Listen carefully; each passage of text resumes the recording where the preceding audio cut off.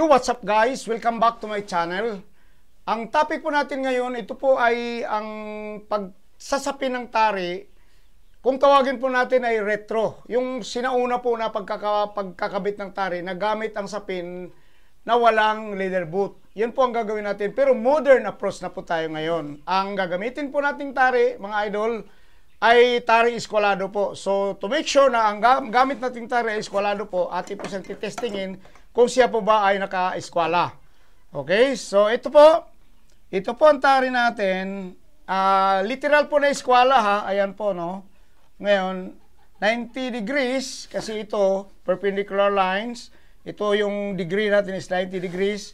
Kaya pag tinesting po ng tari natin, kung ito ba ay eskwalado, ito po yan. So, perfect eskwalado po ang tari natin na ating ikakabit.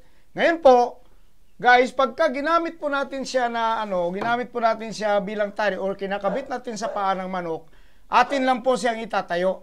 No, pag tinayo po natin, same procedure po na ang tari po ay eskwalado rin po sa makatuwid, nangangahulugan na ang dulo po ng tari ay tatama po dito sa pinaka kanang bahagi po ng garol.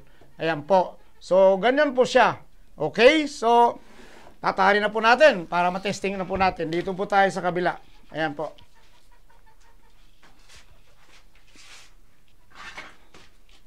Ayan po.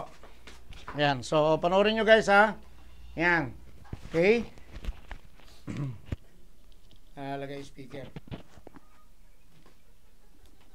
Okay po. Ito po ang sapi na gagamitin natin. 110 cm po ito. Ito po ay hindi po natin siya gagamitan gaya ng sabi ko ng leather boot. So lagyan po natin ng pagkit. Yan, manipis lang po ang lalagay ng pagkit, wag po masyadong mahaba dahil hindi na po natin kailangan pag sobrang mahaba kasi noong araw, ito nga po ang sapi namin, pero masyadong mahaba. Ito po ay lampas lang po ng 10 cm sa 1 meter. Ayan po. So pagsasapin po, ganito po 'yon. Ayan, tingnan natin Ayan. Okay, so ito lang po ang pagkabit niyan. Yan, tandaan nyo po itong ating sapin. Ito po siya sequence 1. Tatlo sa ibabaw, tatlo sa ilalim. Pag pangalawang sequence, lagyan natin ng kung tawagin ko po ay lumpia dahil binilot.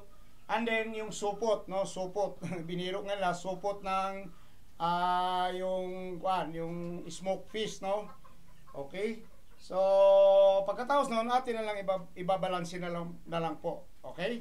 So, ito, ayan ha. Tingnan nyo guys, mabuti ha. Yan ang sapin. Yan. So, medyo palihis doon ng konti. Tatlong ikot, sabi. Isa. Itong kaliwa naman, lilipat na rito.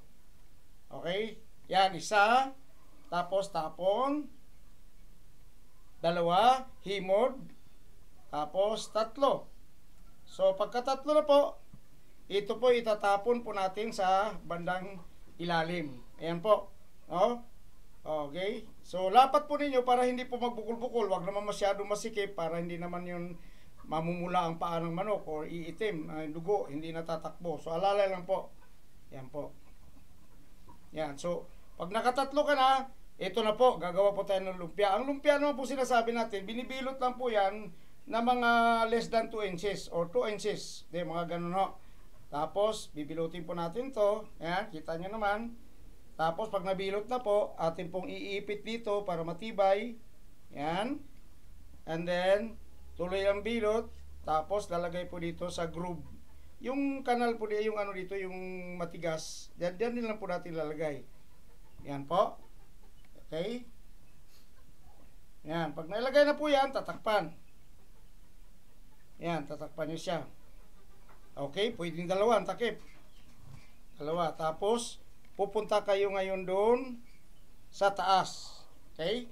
Ngayon, dito po tayo gagawa ng sinasabi nating supot. Ang supot naman sinasabi, tandaan nyo po, masyadong mahaba. Kuhaan lang po siya, mga 1.5 inch. Ganyan. Okay po, tutupiin po nyo to. Tupi. No? Pag natlupi po yan, ganun din po ang sistema, ipitin. Yan.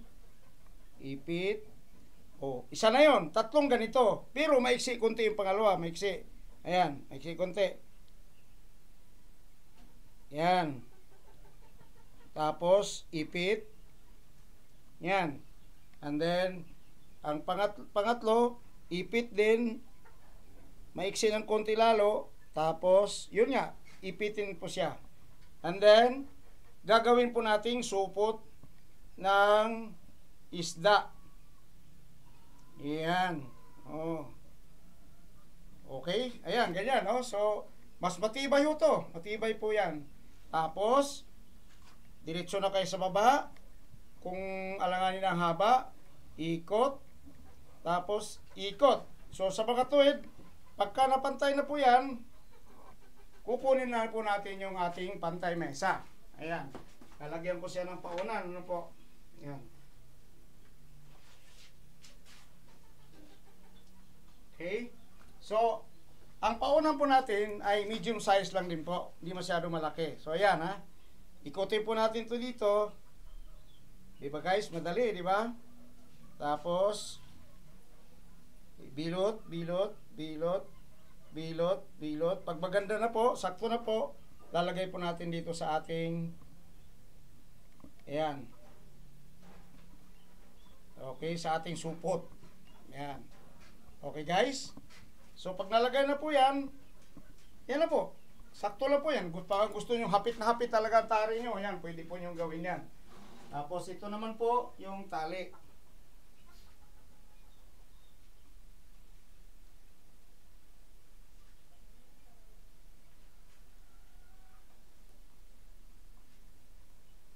Yan. Okay? So pag naglagay po tayo nagtanggal po tayo ng tali, tandaan po natin, itong kaliwang kamay ang tatakbo. Ano? Hindi po ito hilain na, ganyan po, dahan-dahan pong ganyan. Tapos, hanggang sa maubos. Ayan po. Okay? Ayan po siya. Ito po, marami pong gumagamit nito. Legit po ito. Hindi po ito no gawa-gawa kasi ito pong ginagamit namin noon. Although lang, sa panahon namin, talagang mahaba kasi para may adjustment kami doon sa paano itabingi yung tari dahil ang tari namin nung araw ay tuwid. So ito kasi sa atin ngayon iskwalado na, kargado na siya, intimano kargado na siya. Okay? So and then ikakabit na po natin siya itong tali sa tari. Pagkabit naman po sa tali, siyempre as usual yung ginagawa po natin. Ayan, atin pong ay pupulupot ito. Ang purpose naman nito para lang magkaroon ng parang ngipin. Ayan, ngipin niya para hindi siya nakakatulong sa hindi magdudulas. Ayan po. Tapos, ganyan po. Ayan. O, tapos, reverse. O, ngayon, testing po natin kung tama po tayo. Pero takpan po natin siya para masanay po kayo na may takip at hindi kayo masusugatan. Ano po? Okay, subukan po natin ilapat ha. Ayan.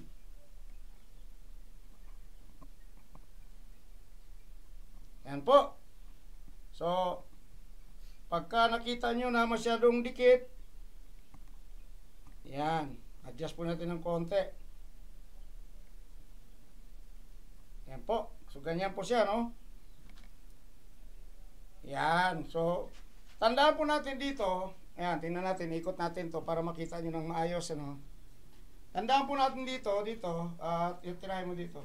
Ito po ay palibasa, patay na pa po to. Ganyan po ang tayo ng tari, ha? Hindi po siya nakatabingi na ganon, hindi po rin nakaganyan. Kasi nga, kinukuha natin yung pantay mesa na ang lapat ng tari ay pantay na pantay po. So, ang kanyang distance po doon sa kalingkingan ay ganyan po siya. Although lang ito medyo kasi matagal ng patay ito. So, ganyan ang i-distance. Ngayon, pag kinabit po ninyo, ayan ha, hindi sakal, hindi rin sobrang luwag kasi baka tumama sa lupa, hindi rin sobrang sakal, masakit naman po sa paa ng manok. So, tama lang po pag itinaas po nyo. Ayan o, tama lang siya. Ayan, okay? So, pagka ganyan na, ibig sabihin, pati level nito, nandyan sa gitna ng tahid, tatalian na po natin. Ayan. Ma-double check naman po ninyo yan kasi ang atin naman dito yung pagsasapin lang eh. Yan ang ating pinaka hina-highlight talaga. Okay, gusto nyo lumapat, dito muna kayo sa baba. Ayan. Okay, props kasi parang tumatama dito sa mga balot natin. Ano? Ayan. Okay? Tapos lipat ulit sa kabila, ibabaw. Ayan. Ngayon, kung gusto po ninyo, lumibalik sa baba, pwede po yan. Yan. Yan. Okay, tapos, kung gusto nyo, balik sa ibabaw para masasara. Nasa inyo guys yon, pero sa akin, pinapakita ko lang na ang importante, lapat. Yan. Okay, sumasabit-sabit siya. Okay, yan. Ngayon, pagka nakuha na po yan, as usual pa rin, kaglagyan natin ng hanger dito. Yun pa rin ginagawa natin. Mas maganda ho to, dami yung gumagamit nito kasi yung iba kasi gusto yung hapit na hapit talaga na yung dikit na dikit. Ayan.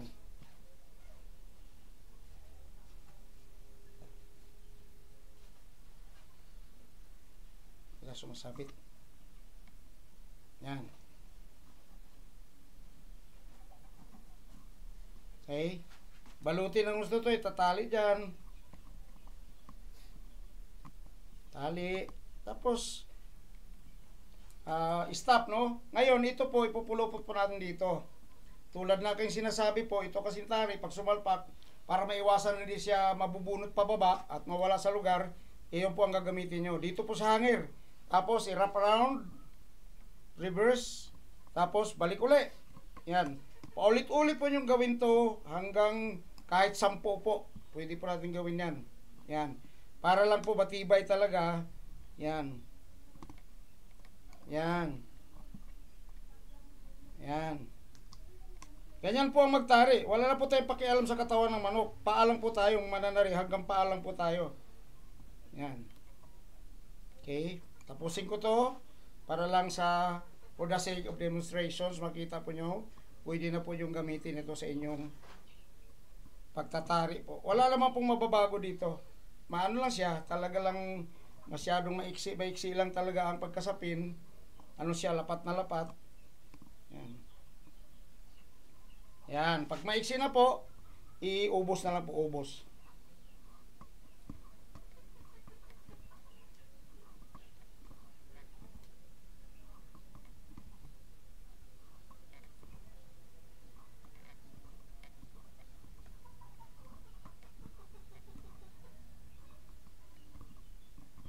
Yan, tapos balance sa ibabaw.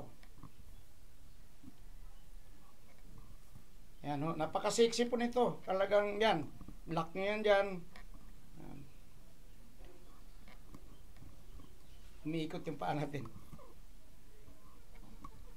Yan. Buksin ko na.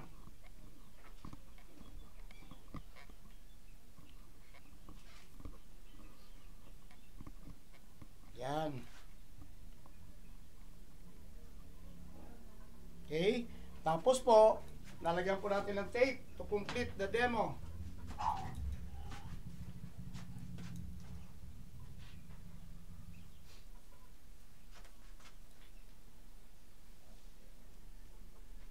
Po. Tapos, tape.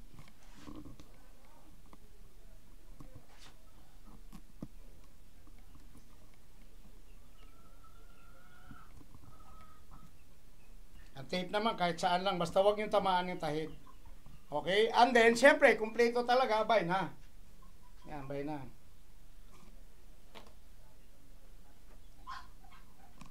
Yan, pag nakabay na, kakabit natin dito, and then,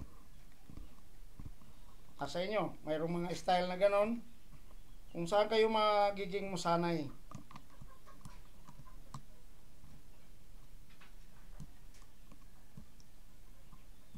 Okay po, ngayon i-check po natin kung tama po ang pinanggagawa natin. Ayan.